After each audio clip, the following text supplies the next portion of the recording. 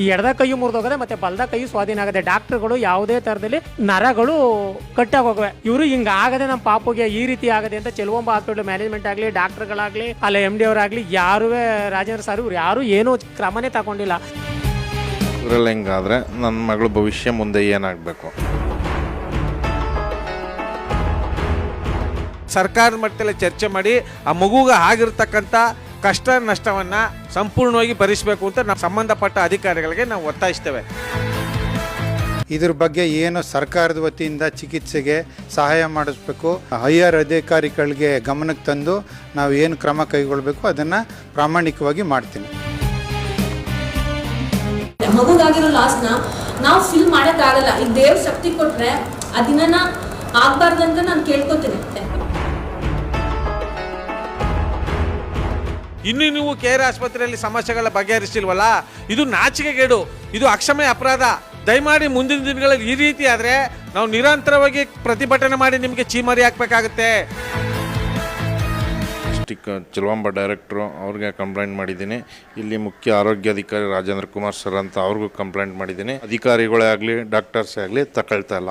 ನನ್ನ ಮಗಳು ಜೀವನ ಮುಂದೆ ಹೆಂಗೆ ಅದನ್ನು ಕೇಳಿ ನಾನು ಉಗ್ರವಾದ ಪ್ರತಿಭಟನೆ ಮಾಡಬೇಕು ಅಂದ್ಕೊಂಡಿದ್ದೀನಿ. ಇವತ್ತು ಚೆಲುವಾಂಬ ಆಸ್ಪತ್ರೆಗೆ ಭೇಟಿ ಕೊಟ್ಟಿದ್ದೀವಿ.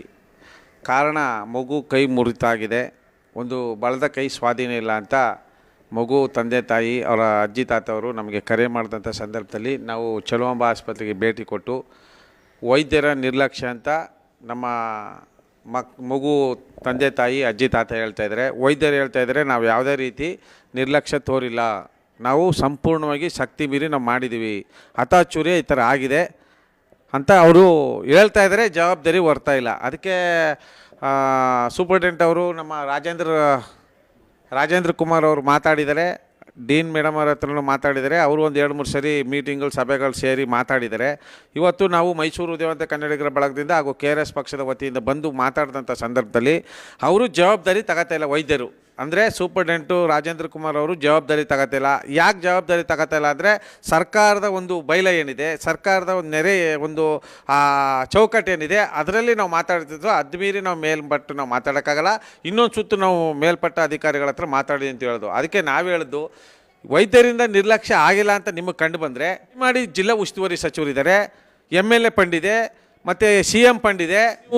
ಆರೋಗ್ಯ ಸಚಿವರು ಗುಂಡೂರಾವ್ ಈ ಹೊಸ್ದಾಗಿ ಮೊನ್ನೆ ತಾನೇ ನಮ್ಮ MLA ಸಾಹೇಬರು ಹರೀಶ್ ಗೌಡರು ಮತ್ತು HD ಕೋಟೆ ತಾಲೂಕಿನ MLA ಅವರು ಅನಿಲ್ ಚಿಕ್ಮಾದವರು ಮತ್ತು ಆರೋಗ್ಯ ಸಚಿವರು ಗುಂಡೂರಾವ್ ಸಾಹೇಬರು ಬಂದು ಇಲ್ಲಿ ಹೋಗಿದ್ದಾರೆ, ಭೇಟಿ ಕೊಟ್ಟಿದ್ದಾರೆ.